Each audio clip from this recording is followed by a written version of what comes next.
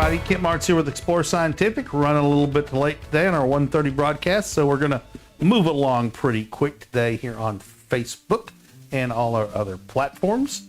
We're going to talk about, first off, a great little different kind of binocular microscope. This is a microscope that's designed to look at things on the deck, unlike that are not slides. For instance, we can look at this end cap off of one of the eyepieces we're going to talk about. It's very simple, has a light that comes on right here. There we go. And you simply look at it. It's a 20 power microscope. This is great for looking at bugs and beetles and leaves and butterfly wings and all sorts of surfaces. It's a 20 power microscope, real simple to use, great for taking out on a hike or something if you want to look at rocks and mineral specimens, bugs you find, whatever. Really a cool microscope. It's not a microscope where you look through slides that come up through the deck. You simply put whatever it is you want to look at, and let's say we want to look at this string right here on this bag. We can do it, turn on the light, and we can examine it. Now, butterfly wings and bee heads and things like that look spectacular, spectastic. Boy, those are made up words, and I'm good at that. You know, we find specimens outside under our lights in the parking lot. And super spectacular. Super spectacular, Paul says. All right, so this is the Bresser. He hates it when I talk over or the it. Explore One 20 power microscope. I don't hate it when he talks over me. I just continue to talk over him because I can. This is the Explore One land and water habitat. As you can see, it top will come off for easy removal of the microscope. The bug wand catcher critter thing, and the handle, and the tweezers. So this thing packs up, stores real well in there, and it has two pieces that connect the bug critter catcher net thing right here. This is great for catching specimens. You can put water in it and get frogs or tripods. You can put tripods in there. You can put a small tripod in here. Yeah, you could. Tadpoles, tripods, tadpoles. Was going to say tadpoles, tripods came out. You can put some tadpoles in here, some small fish minnows. Observe them both with the. Let's see if I can make this work. The frog. Right. Get my Put a eye frog just in right. there. See, little there we toad. go. Yep, there we go. There's That's the library back there behind it. Yep, that's the. There's the magnifying glass. Magnifying glass on top. It's 2-power magnifier. That's a handheld magnifier with 2 Comes and with it. 4 power. Comes with it. You see the tweezers? They're nice little tweezers. If people are squeamish about picking up bugs or something. The net is great for catching, like I said, frogs, minnows, tadpoles, butterflies, water critters that won't go through it. Great for kids to play with, and then release your critter back where it came from so it can continue its life unharmed while you studied that wonderful little animal that roams the earth. Great little kit that keeps together the land and sea habitat. Land and water. Right there. Oh, I say sea. Sea is made out of water. So now we're going to look at a cool little toy. This is the Explore One Fun Board. They come in orange. I've got a green one here too. Right? And blue. And they come in blue and white. They don't come in red. Do they come? I thought we had a red one. 4 colors. Orange, blue, white, and green. So it has a screen up here that you can step through different things. So it wants us to write 19, and we can practice writing. You definitely need to practice. I'm writing upside down, but there you go. So I'm easy to clear. You just hit the trash and it deletes it. You can also step through other things. You know, there's number 20. Or we want to go to something else. We want to go to math problems. Yeah, let's go to math problems. So there's a math problem right there. 3 plus 2 equals 5. So this is for ages 3 and up, if I remember correctly.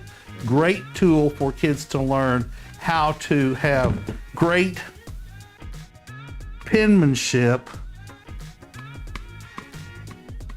like I don't have. But there you go. So real simple, and you can just hit the trash button and it goes like that. The cool thing about this is this even works The video here. when the I got to power draw is the dog. off. See, I got to draw the dog. There we go. There's the igloo. There's hundreds and hundreds of different things on here. A fantastic item. The price is great, and it even works, as Annie, one of my coworkers, discovered. If you have the batteries die, it amazingly still continues to work. So you can continue to draw on it, play like tic-tac-toe or things like that, and you can have a wonderful time with that Explorer 1 fun board. She took it on a long trip going over to the East Coast. Her 5-year-old son Dax had a wonderful time, and Got to annoy her every step of the way. but did not, because he had the fun board to use, and she knew the batteries ran out, and she was like, well, Dax, what are you doing? She says, fun board. And she looked back, and by golly, he was drawing pictures and letters and numbers and stuff. It was dead. It hit the erase button, it'd still clear it. So it was like didn't have to have batteries, it would still function. So the specials of the day. the last thing we're going to talk about are, Look at these things. what things? What are we looking at? What are we looking at? Yours. Oh, I thought you had a graphic up. Yes. Dork. So I just pulled a couple of eyepieces. We've got the 82 degree 14 and the 52 degree 5.5 here. They're both waterproof. They're argon purged, so they have a seal in there. We pump out all the air and then insert argon gas. We actually just put the argon gas in and all the air comes out. And now they will not fog up inside. They come with a eye cover and a barrel cover, right? And they have flip up eye cups that'll keep you from getting so close to the Now glass. these are the real deal. Yeah, these are great eyepieces. The 82 So I got a question. 14. This is 8211. The 8214 is the single most popular eyepiece we sell. We sell more of this eyepiece than any other single eyepiece that we have. The 8214 is a fantastic selling item, which I believe is also on sale right now. I've got a question. Yes, sir. The 14, right? Yep. Okay. So the 14. What size is that? What does it fit in? An inch and a quarter? It'll fit in any inch and a quarter telescope with any telescope with an inch and a quarter diagonal, or a 2-inch diagonal, which I don't have a 2-inch eyepiece, but imagine a 2-inch eyepiece is about yay big around. It'll fit in there if that telescope, and almost everyone does, has an adapter to adapt the 2-inch into the 1 1/4 inch eyepiece. So could I get the National Geographic 114 Yes, and use that eyepiece? absolutely. And it would be fantastic in that, looking at because that's got a 500 millimeter focal length, so it's going to have good magnification, but it won't overwhelm that telescope.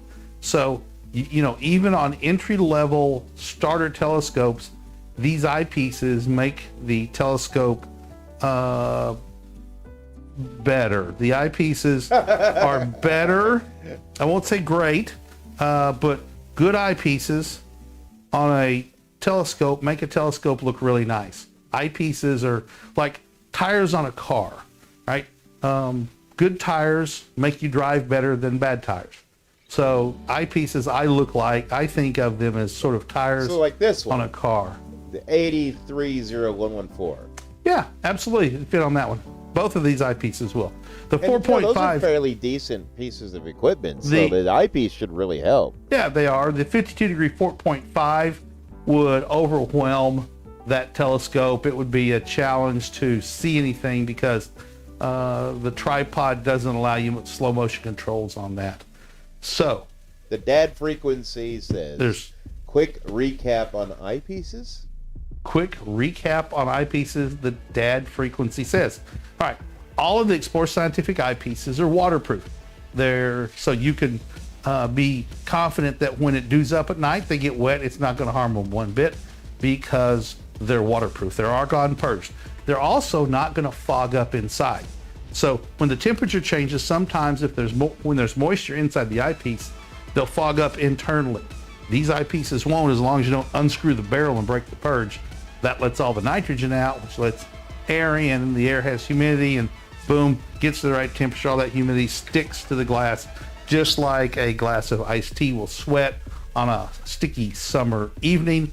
They come in a variety of apparent fields of view, from 52 millimeters up to the fantastic 3-inch 120 millimeter field of view eyepiece.